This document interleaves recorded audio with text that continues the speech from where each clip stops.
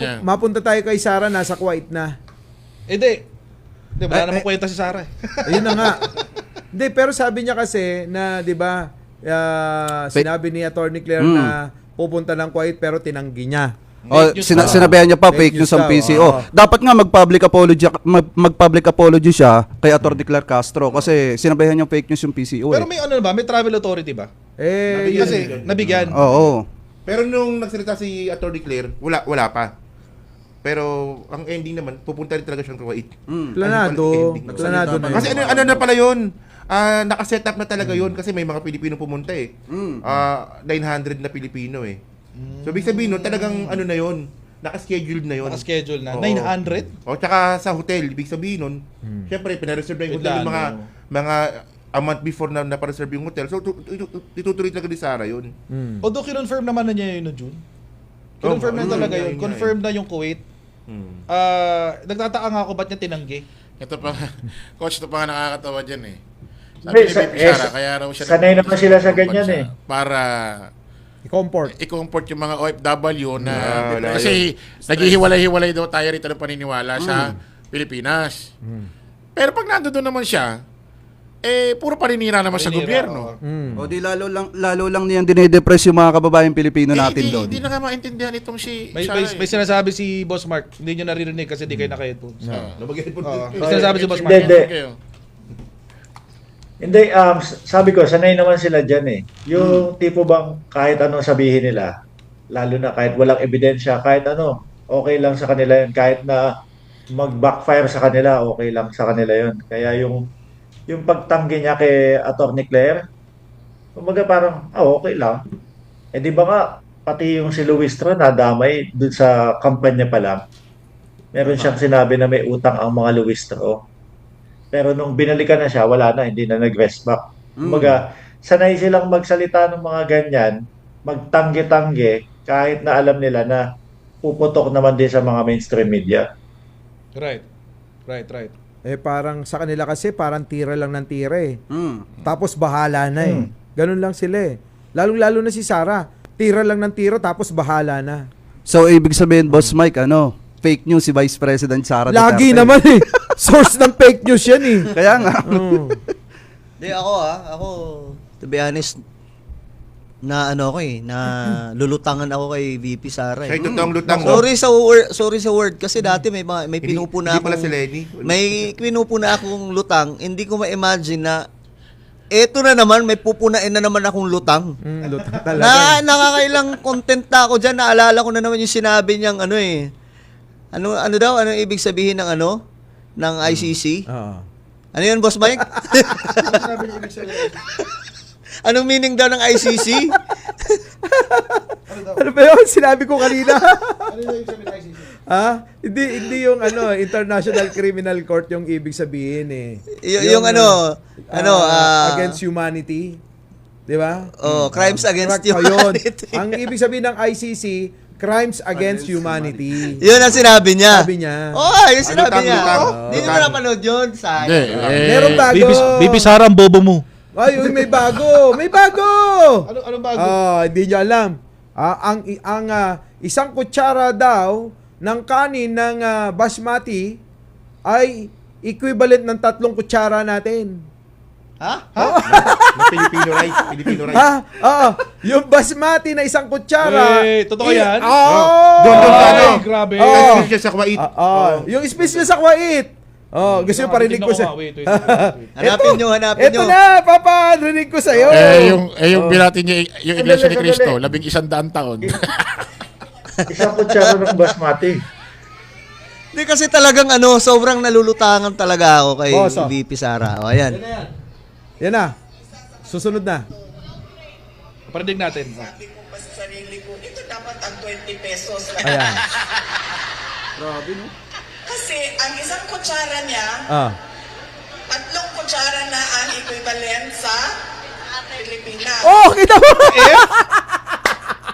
Ang tanga talaga, di ba? Seryoso? Seryoso!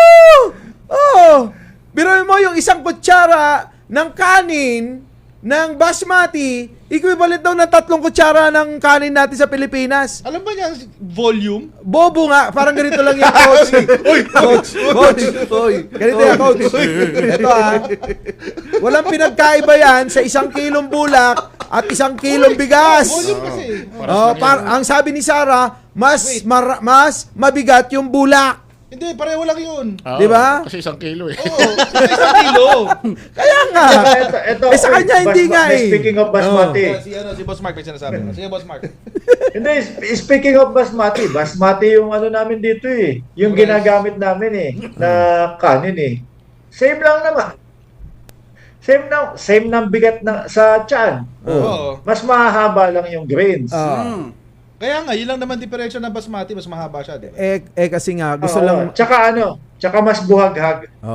At saka Boss Mark, kasi si BP Sara, walang maisip na ipantira. Yung kanin, yung bigas pa rin ang issue niya eh. Yung propaganda nila tungkol sa bigas, dala-dala kahit saan magpunta. O sige na nga, i-real talk na natin sila since bigas na naman yung inaano nila. Sino ba yung pangulo na nakapagpababa ng presyo ng bigas? Nagawa ba yan ni PRRD? Hindi naman, di ba? Hindi ako masyadong critical kay PRRD. Pero maging totoo lang tayo dito. Panahon ni Tatay Digong, nasa 60 pesos to 80 pesos. 80. 60 pesos to 80 pesos per kilo ang bigas. Magkano na lang yung bigas ngayon? Tumunta kayo sa mga palengke. Napakamura na yung bigas. At may 20 pesos na bigas na, sobrang pahiya sila dyan. Oo nga. May programa bang ganyan noon? Wala, di ba? At saka mga boss, nangako siya dati na i-reduce yung bigas ng 7 pesos. Kaso ang problema, saglip na bumaba yung bigas ng 7 pesos, mas lalong tumaas yung presyo nung panahon niya. So yun yung inaano ng mga taga-suporta natin, na nangako daw si Duterte na pabababain ng 7 pesos yung bigas, pero definitely i-reduce ng 7 pesos yung bigas, kaso hindi naman niya nagawa. Kasi nung pumasok yung pandemya, mas lalong lumaki yung presyo ng bigas, nagmahal yung presyo ng bigas. Minsan hindi ko ano ba yung ibig sabihin ni Sarah ng 3 kutsara? Ano ba klaseng kutsara yung ginagamit niya para kumain? Baka sandok. Baka sandok yung ginagamit niya pang kain. Ganun kalaki Hindi bibig naman. niya. Galing ako dyan sa Middle East. Pagpasensyahan Hindi nyo na naman pare-pares Pagpasensyahan nyo na si BP Sara, kayo itong mas matured ng isip eh. Para naman kayong Wait mga... lang kasi. Ginamit din yung Alam mo, Boss Chris. Alam mo, Boss Chris.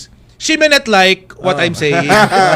She may not like. Ang galing Ginamit din. no? Hindi, pero Ginamit kasi din ni Baste yung ang bigas. pinakatanong ko kasi doon, ano ba talaga yung dahilan ni Sarah ba siya pumupunta sa mga ibang bansa para kausapin yung mga OFW? Hindi, unite niya nga raw kasi naghahati-hati kasi na meron raw daw problema na gusto niya susolusyonan.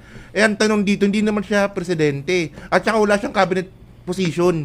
So anong magagawa nung pagpunta-punta niya doon? Kung may magrereklamo sa kanya, ano gagawin niya?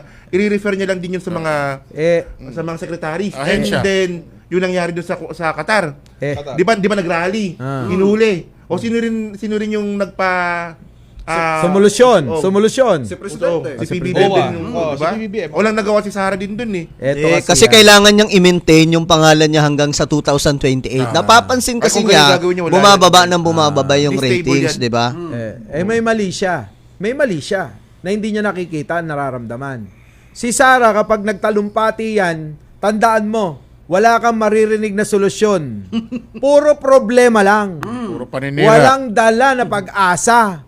Puro, lumbay para sa mga OFW. Di ba? Meron naman daw, kaso secret lang. Ayun na nga lang. Pero Diba alam ayaw nyo, nga niya sabihin yung mga solusyon sa problema doon ng Pilipinas, hindi niya share. wala talaga. Pagka nagtalumpati, kita mo, nagkwento lang ng bigas na kutsara, isa, kontra sa 3 daw, equals sa atin 3. Baka kasi malaki yung kutsara doon sa Kuwait. Parang yung mga Wala nga, parang yung pare-parehas ano, lang eh. Parang yung mga talumpati niya sa ibang bansa. Grilya pa nga ginagawa niya. Kukuha siyang upuan, tatayo siya. Kung ano sasabihin. Parang tinuturuan niya ng lumaban yung tao sa gobyerno. Maging magalit, maski sumama loob, lumaban. Parang gano'n yung mga... Tsaka ito, bago tayo magbe-break na kasi. Pero may sasabihin ako. Sige. Alam nyo, nakikita ko kay Sarah, kulang ito sa sa pagmamahal ng magulang. Uy. Ay, grabe ka naman. Grabe naman yan. Grabe, ibang usapan na Baka hindi yan. na sa Hindi, magulang. kulang yan. Baka hindi rin kulang masaya sa atensyon sa love life. Baka hindi rin ng masaya sa love magulang. life. Ganyan yun. Kaya laging Jagger. nagpapapansin. Kulang sa yakap. Oo, Kulang sa yakap ng kulang sa magulang. pagmamahal na magulang kaya laging nagpapapansin. Oo. Oo, sige. Okay, game. Break muna tayo ulit, mga kababayan. At magbabalik po ang The Big V dito sa Radyo Pilipinas 738 sa AM band. Kita-kits, guys. Talakayang may kabuluhan, mga issue ng bayan, impormasyong dapat nating malaman. The Big Five. Tropang hindi dinadaga, nanunupalpal ng kasinungalingan, nagsisiwalat ng katotohanan. The Big Five. The Big Five. Kasama sina Mike Cervera, Takero Miyamoto, Mark Ramos, Sangkay Janjan, Coach Jarrett, Chris Ulo at Jake Magnus. The Big Five. Makakapal ang mukha, matitigas ang dibdib. Galit sa mga magnanakaw sa kaban ng bayan. The Big Five. Makipagkulitan, makipagbardagulan, makipagtalastasan. The Big Five. The Big Five. The Big Five. Sa Radyo Pilipinas, Radyo Publiko 738. Okay, mga kababayan, welcome back sa ating... Masabit talaga. Narinig ka na naman. Welcome back sa ating palatuntunan, The Big V. Dito po sa Radyo Pilipinas 738 sa AM band at sa YouTube at Facebook ng Radyo Pilipinas. Okay. Yung pinag-aawayan nila pababa ng level eh. Oo. 'Di ba? Una paniniwala. Oo. Minsan nangyayari sa atin 'yan eh. Oo. 'Di ba? Pero di naman natin pinapublic, 'di ba? Tapos nga yung pagkatapos ng pera na. Pera. Pera na, 'di ba? Ngayon, pagkain na. Oh, ngayon pagkain na ngayon. Ito pa ha. Umba. Nagmumurahan sila. PA ka. Ganyan na sila. Oo. Grabe naman. Oo, grabe. Ang ano dyan, ang casualty dyan si Sara eh. Kasi, kung papansinin nyo, di ba naglabas ng survey recently sa ano? Sa SWS ba yun o WR numero? Yung si Sara pa rin yung pinaka-preferred. WR, no, Boss Mark? WR. Siya pa rin Tama, pinakamataas tama. na preferred na ano na candidate for 2028. Presidential, Pero pababa na siya. Siya man yung pinakamataas kasi noong 2022 nasa 60% siya eh. Ngayon nasa ano na 30, ilan yun Boss Mark? 37? 30? Basta something 30 eh. 31. 31%. So, may 2 taon pa. Saan na siya pupulutin after 2 years? Kaya BP Sara, ituloy-tuloy mo lang yung ganyang karakter ugali mo. Pabor sa amin Actually, yan. yung napansin ko talaga dito, no, yung pinaka weakness ni Sara, yung public speaking eh. Oo.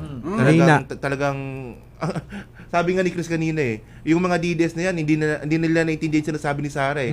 Pero nagpapalakpakan na lang sila kasi DDS sila eh. Kaya nga ano yan eh. Halimbawa ito na lang mapapansin natin dyan. What if maging presidente talaga si Yun VP nga, Sara? nakakaya yan. Paano niya kakausapin yung world leaders? Halimbawa si Trump o kaya yung iba pang mga leader ng iba't ibang mga bansa. Paano siya makikipag-usap? Boss, may sagot ako dyan. Hindi niya kailangan may pag-usap, magpapadala siya ng cabinet member. Pwede nga. Kasi ganun na ginagawa niya ngayon Sa eh. DepEd, ganun ginawa niya sa DepEd eh. Oo, ganun ang ginagawa niya ngayon eh. Ang nagtatrabaho sa OVP, yung mga tao, hindi si Sara. Paano naman yun, coach, kung sakaling mga bilateral summit, cabinet member ulit? Hindi, nandun lang siya. Pero cabinet ang maikipag-usap. Ando lang, nakaganyan lang. Oh, for picture. Grabe, nakakahiya yun. Nakakahiya maging Pilipino pagka nangyari yun. Ano lang, naka-steady lang. Ay, parang yung kanta yan, Damian Grr. Nakakahiya maging Pilipino pagka ganon. Jake, napanood mo ba yung nung tinatanong siya tungkol sa budget sa DepEd? Yung short hair pa siya. Tapos tawa lang siya ng tawa. Tapos pinasagot dun sa Doon sa kanyang ito. kay Attorney Powa ata yun, hindi ba? Basta yon yung staff niya. O ganun din ang mangyayari sa ibang bansa. Kung naging presidente siya, ganun gagawin niya. Hindi, minsan kasi sa mga bilateral summit, di ba, may mga mismong presidente yung tinatanong. Ano naman yun eh. Scripted yun eh. Scripted. Paano kung sabihin sa... Paano kamali po siya nun, babasahan niya na lang. Naku, sobrang... paano kung sabihin ni BP Inday sobrang Sara... ingot-ingot niya na nun. Paano kung sabihin ni BP Inday Sara Duterte sa'yo, Jake? Parang eskwelahan lang yan. Para estudyante lang yan, kahit walang alam, importante, attendance. Attendance lang. Alam niyo, parang ang hirap ipagtanggol nun. Halimbawa na lang, kung magiging presidente si VP Sara, ako naman ayoko rin maging anti-government. Halimbawa na lang, ako supporter ako ng gobyerno niya at that time. Tapos every time na magchuchok siya sa statement niya, paano ko kaya ito papaliwanag na naman? Di ba? Ang hirap paliwanag, ang hirap pagpaliwanag ng ganyan. Baka hindi nyo alam, siguro alam nyo na yung iba, ay alam ng mga iba rito, o alam nating lahat, na si Sara hindi naman suportado ng lahat ng DDS eh. Hindi, Bakit? Kanyo, bakit? Totoo Kasi sabi ng isang kaibigan nating DDS, sabi, paano namin susuportahan yan? Alam naman naming mahina ulo. Tama naman kayong mga BBM vlogger eh. Mahina talaga ulo ni Sara eh. Kaya nga ayaw namin sa kanya eh. Oh, Sino ba yun? Actually, Sino yun? Sino yun? Sino yung nagsabi nun? Hindi, pero seryoso to ha. May mga DDS talaga na mas prefer nila si Bongo eh.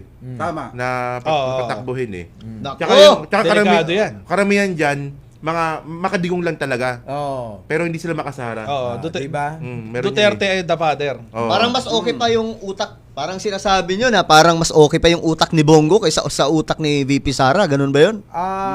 Si Bongo, hindi... Wala. Wala rin eh. Wala rin. Kumbaga sa lalamang siguro ng ilang guhit lang. O, mga isang guhit. Bongo. Ganito lang naman yan. So eh. tingin ko, Presidente ng Union, hindi pwede. kaya sabayan ni Bongo yan sa 2028? Grabe siya. Oo. Pero ang nakakalungkot doon, mga brother, imagine, si Sara Duterte na yung pinakamatalino sa magkakapatid. Ayun nga, no? So kung bobo na si Sara, paano pa yung mga kapatid? Di mas bobo. Ayun lang. Diba? Okay tayo dyan. Kita nyo naman. Mahirap yung ganun, guys. Yung Kita nyo tipong naman, magkakaroon tayo ng presidente na mahina yung utak. Nako, yari yung Pilipinas niyan. Alam nyo na, nandito na tayo. Baka biglang tayo magka-momentum pababa. Tapos bigla na lang maging ala Bangladesh na ang Pilipinas, di ba?